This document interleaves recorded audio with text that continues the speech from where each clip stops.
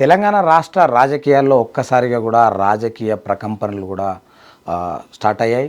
ఇప్పటికే ప్రతిపక్ష నేత అయినటువంటి కేటీఆర్ ఏదైతే ఈ కార్ రేసింగ్ సంబంధించినటువంటి 2023 ఫిబ్రవరి 13న కూడా ఈ యొక్క కార్ రేసింగ్తో కూడా హైదరాబాద్కు మొత్తం ఒక ప్రపంచవ్యాప్తంగా హైదరాబాదులో ఈ కార్ రేసింగ్ కూడా నిర్వహించారు అన్న ప్రపంచంలో ఉన్న జనమంతా ఇటువైపు చూడడం జరిగింది.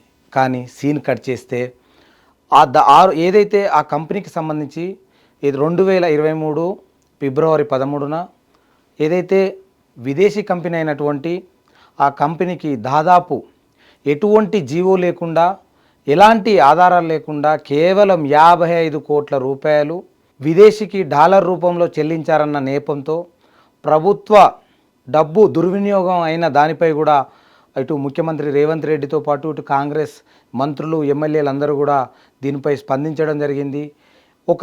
ఏదైతే ప్రభుత్వానికి సంబంధించినటువంటి ఒక డబ్బు ఒక వ్యక్తికి కానీ ఒక సంస్థ కానీ చెల్లాలంటే ప్రతి ఒక్కటి క్లుప్తంగా అంటే జీవోలతో సహా ఉండాలి.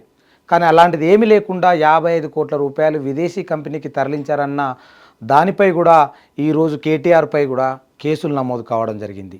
ఇప్పుడే అంటే దానికి సంబంధించి రాష్ట్ర ప్రభుత్వం ఏదైతే గవర్నర్కు కూడా ఈ కేసులకు సంబంధించినటువంటి అనుమతి కోరుతూ విచారణ చేసేందుకు కూడా అనుమతి కోరడం జరిగింది.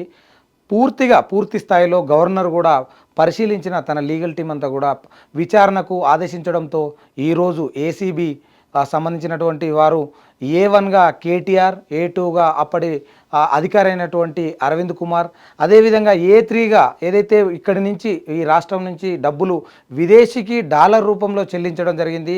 వీరు ముగ్గురు పేర్లు కూడా ఈరోజు ఎఫ్ఐఆర్లో నమోదు చేయడం జరిగింది.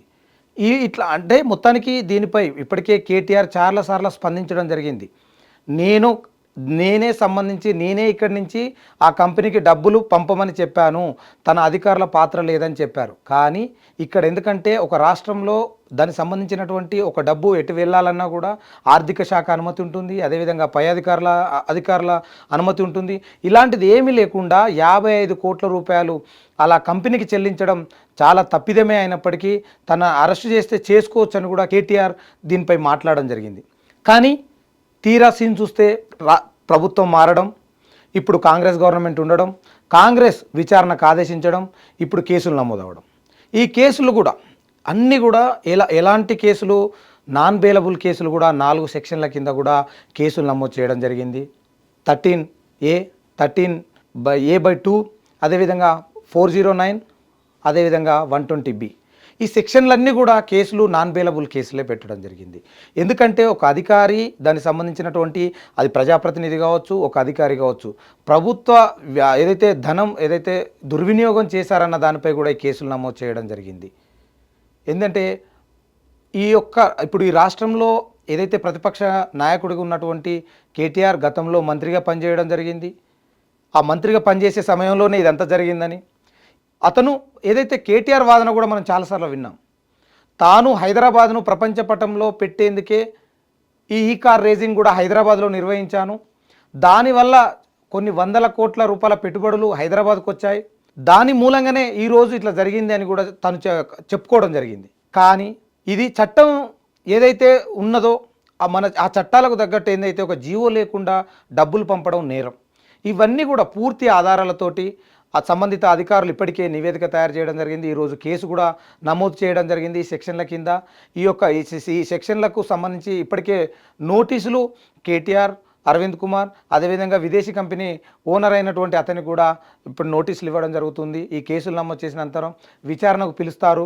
విచారణలో ఎవిడెన్స్తో అంటే పూర్తి ఎవిడెన్స్తో కూడా వారు ముందుకెళ్తున్నటువంటి పరిస్థితి కనిపిస్తూ ఉంది. ఎందుకంటే పక్కా ఆధారాలు ఉంటేనే ఎవరిపైన కూడా చర్యలు తీసుకునే అవకాశం ఉంటుంది. కాబట్టి ఎందుకంటే మళ్ళీ రాష్ట్రంలో ప్రధాన ప్రతిపక్షమైనటువంటి బీఆర్ఎస్ పార్టీ నుంచి గతంలో మంత్రిగా పనిచేశారు, తన నాన్నగారైనటువంటి కేసీఆర్ ముఖ్యమంత్రిగా పనిచేశారు. కాబట్టి ఈ ఒక కాంగ్రెస్ సంబంధించినటువంటి చట్టం వద్ద కూడా అన్ని ఆధారాలు ఉన్న తర్వాతనే ముందుకెళ్లాలన్నట్టు కూడా రాష్ట్ర ప్రభుత్వం యోచిస్తున్న నేపథ్యంలో ఈరోజు ఏసీబీ అధికారులు ఆ చట్టాలపై ఆ సెక్షన్ల కింద కేసులు నమోదు చేయడం జరిగింది.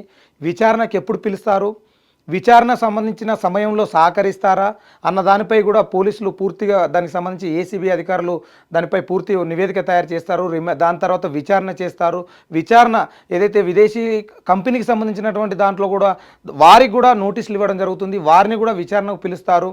ఎందుకు అంటే దీనికి మీకు ఇవ్వాల్సిన డబ్బు ఏ రూపంలో, డాలర్ రూపంలో ఇవ్వాల్సిన అవసరం ఏంటి, అసలు ఆ డాలర్ రూపంలో ఇవ్వడానికి కొన్ని అంటే ఒక రాష్ట్రం నుంచి ఒక విదేశీ మనం ఉండాలంటే ఒక జీవో ఉండాలి, దానికి సంబంధించిన పూర్తి ఒక నివేదిక ఉండాలి. ఎలాంటిది లేకుండా 55 కోట్ల రూపాయలు విదేశీ రూపంలో అంటే డాలర్ రూపంలో చెల్లించారన్న ఆరోపణలపై మాత్రం ఈరోజు కేటీఆర్పై కేసులు నమోదవడం, ఇదంతా కూడా ఇప్పుడు రాష్ట్ర వ్యాప్తంగా ఒకటే చర్చ. కేటీఆర్పై కేసు నమోదు, అది నాన్ బెయిలబుల్ కేసు కింద, కేవలం ఎలాంటి జియో లేకుండా ఇన్ని కోట్ల రూపాయలు విదేశాలకు తరలించారన్న నేపంతో ఇవన్నీ కూడా కేసులు నమోదు చేయడం జరిగింది. గతంలో కూడా కేటీఆర్ అరెస్ట్ అని చాలాసార్లు మనం విన్నాం. మంత్రులే చెప్పారు పక్కా ఆధారాలు ఉన్నాయి, అరెస్టు చేస్తామని కూడా. పొంగులేటి శ్రీనివాసరెడ్డి కావచ్చు, అదేవిధంగా చాలామంది మంత్రులు చాలా చోట్ల మాట్లాడడం జరిగింది. ఎమ్మెల్యేలు కూడా చాలా చోట్ల తప్పకుండా కేటీఆర్. కానీ ఈరోజు మాత్రం ఏసీబీ అధికారులు పక్కా ఏదైతే కోర్టు సంబంధించినటువంటి దానికి సంబంధించినటువంటి కేసులు నమోదు చేసి విచారణ చేస్తారు. విచారణ చేసింది ఆధారాలతోని ఉంటే ఆధారాలు పక్కా విచారణకు సహకరించాల్సిందే ఉంటుంది. విచారణ చేసిన అనంతరం మాత్రం ఎవిడెన్స్ పక్కగా ఉన్నాయి కాబట్టి కేటీఆర్ అరెస్టుకు సంబంధించినటువంటి పూర్తి వార్త మాత్రం ఇప్పుడు దీనికి ఎప్పుడు చేస్తారా, ఎప్పుడు విచారిస్తారా, ఎప్పుడు విచారణకు పిలిచి ఎలాంటి విషయాలు బయటికి తీస్తారు, అప్పుడు ఎందుకు చెల్లించారు డబ్బులు, ఎలాంటి ఆధారాలు లేకుండా అన్న దానిపై కూడా ఈ యొక్క పూర్తి విచారణ చేసిన తర్వాత మాత్రం కేటీఆర్ను అరెస్ట్ చేసే అవకాశం ఉంటుంది. ఇప్పుడు ఎక్కడ చూసినా కూడా ఈ కార్ రేసింగ్ సంబంధించినటువంటి ఎప్పుడైతే ఫార్ములా 1 అప్పుడు 2023లో ఎంతో అంగరంగ వైభవంగా కూడా నిర్వహించడం జరిగింది. కానీ తీరా ఇప్పుడు ఆ యొక్క ఫార్ములా రేసింగ్ 1 సంబంధించినటువంటి దానికి మొత్తం ఏదైతే 55 కోట్లు ప్రభుత్వ నిధులు దుర్వినియోగం అన్న దానిపై కూడా ఇప్పుడు ఈ యొక్క కేసులు కొనసాగుతున్నాయి. చూడాలి, ఇటు రాష్ట్ర ప్రభుత్వం ఇప్పటికే పక్కా ఆధారాలతో కేటీఆర్పై అరెస్టు చేస్తామని అటు ప్రభుత్వ నుంచి చెప్తా ఉంటే తనను అరెస్టు చేసుకోవచ్చు. అదే గతంలో కూడా కేటీఆర్ సంబంధించి మాట్లాడుతూ ఉంటే చాలాసార్లు చెప్పడం జరిగింది, నేను హైదరాబాద్కు చేసినటువంటి అభివృద్ధి ఇవాళ నన్ను అరెస్ట్ చేస్తే చేసుకోండి, నేను తెలంగాణ ప్రజల కోసం ఏదైనా చేస్తా అని కూడా అన్న సందర్భాలు చాలా ఉన్నాయి.